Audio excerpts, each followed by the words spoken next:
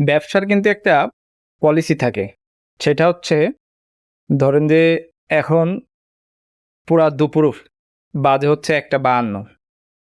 তো মোটামুটি ওভারঅল এখানে আমাদের ৩ টা দোকান। একদম আমার পাশাপাশি। সো একটা দোকান অলরেডি ক্লোজ আর একটা দোকান অলরেডি দেখতেই পারছেন এদিকে ক্লোজ আছে আর খোলা আছে আরেকটা। আর আমার দোকানটাও খোলা। তো ব্যবসার পলিসিটা কি এই দুপুরবেলায় কিন্তু অনেক কাস্টমার আসে। তো এসে যদি দেখে যে খোলা আছে তাহলে একটা লয়ালিটি তৈরি হয় বা এই দোকান থেকে কেনাবেচা করার একটা আগ্রহ তৈরি হয়। ঠিক আছে? সো এটা মাথায় রাখতে হবে। চেষ্টা করতে হবে দোকান অ্যা সকালে খুলে একদম রাত্রে একবারে বন্ধ করা যদি লোক থাকে, তা না হলে কিছু সময় হয়তো রেস্ট নিয়ে তারপর আবার খোলা। এতে করে বিক্রি ভালো হয়, কাস্টমার জেনারেট হয়। সো আমাদের দোকান চালাতে গেলে এই জিনিসটা মাথায় রাখতে হবে।